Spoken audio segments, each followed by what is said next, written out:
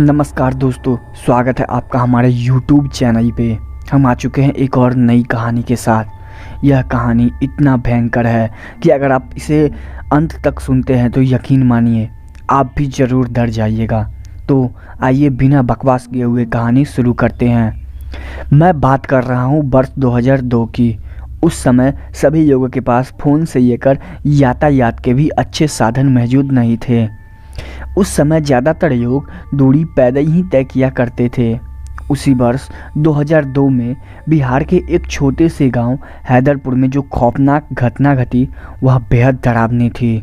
कहा जाता है कि उस समय हैदरपुर के लोग भूत प्रेती संबंधी बातों पर बहुत ज़्यादा यकीन करते थे। यह उनका अंधविश्वास था। यह विश्वास हमें भी नहीं पता, पर अचानक एक दिन कुछ ऐसा हुआ जो हर किसी व्यक्ति को चिंतन करने पर मजबूर कर दिया। उस वक्त हैदरपुर में पानी की भी उतनी अच्छी व्यवस्था नहीं थी। सभी लोग मजबूरीवश कुएं का पानी और तालाब का पानी ही पिया करते थे। इस कारण हैदरपुर में कुएं की भरमार थी। लोग जहां से चाहते वहां से पानी ले सकते थे।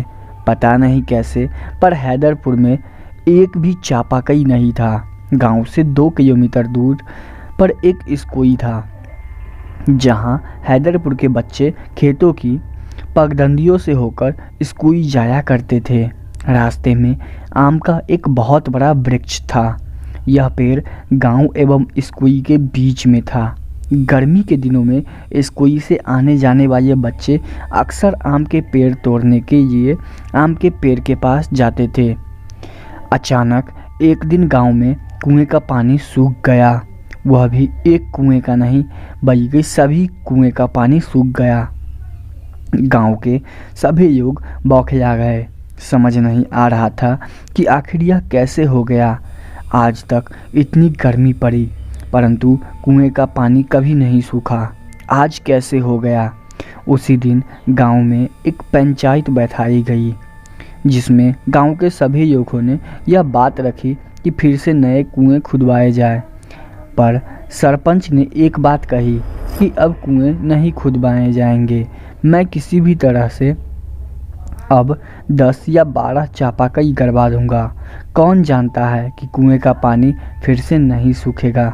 इससे बेहतर है कि चापाकल लगाया जाए। चापाकल लगते ही तकरीबन 1 महीने हो गए। तब तक लोगों ने सिर्फ तालाब का पानी ही पिया। उसी से अपना काम किसी तरीके से निकाला क्योंकि तालाब का पानी अभी नहीं सूखा था। 1 महीने बाद चापाकल गांव में लग गई तो लोगों ने राहत की सांस ली।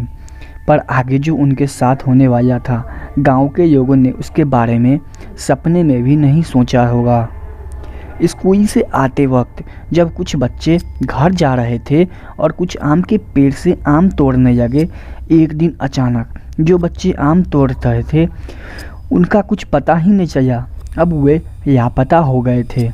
वे बच्चे उस समय घर नहीं आए तो उनके माता पिता को शक हुआ कि आखिरकार वे सभी कहाँ गए।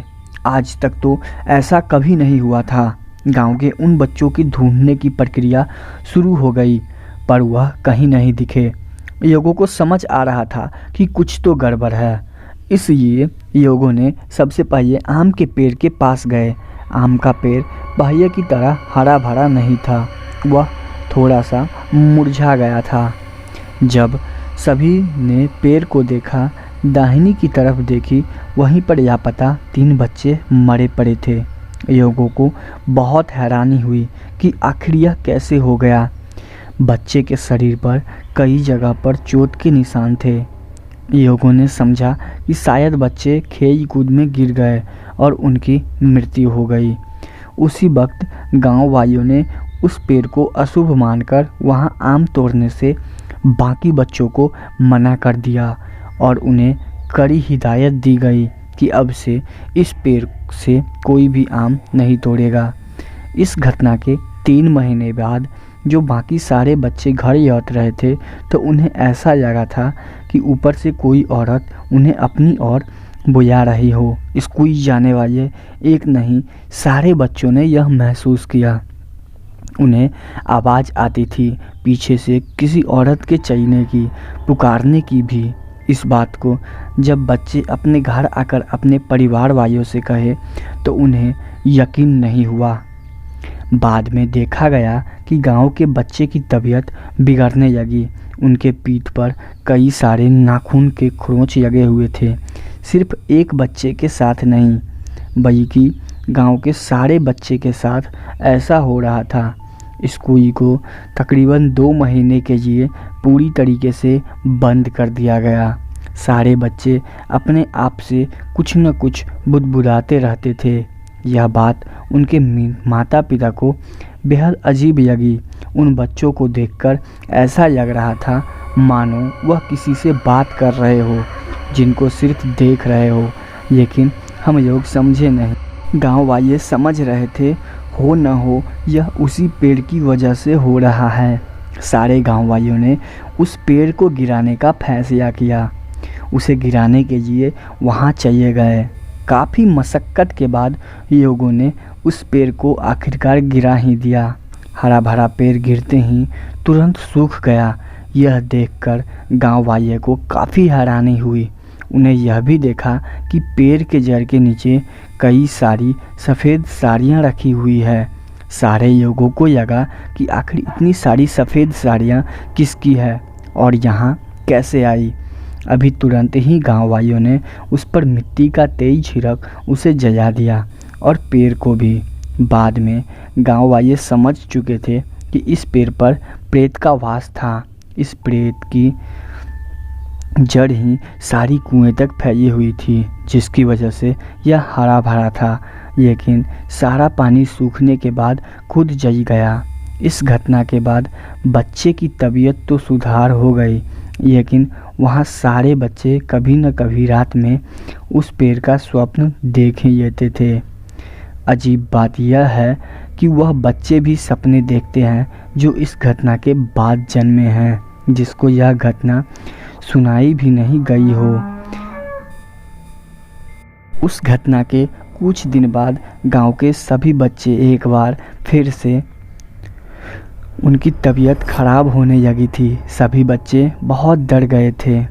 तब जाकर के गांव वालों ने एक भगत को बुलाया और वह आकर उसी पेड़ के जड़ में जाकर कुछ पूजा पाठ किया, जिसके बाद से सभी बच्चे की तबीयत में फिर से सुधार होने लगा और उसके बाद सभी बच्चे उसके बाद कभी भी बीमार नहीं हुए।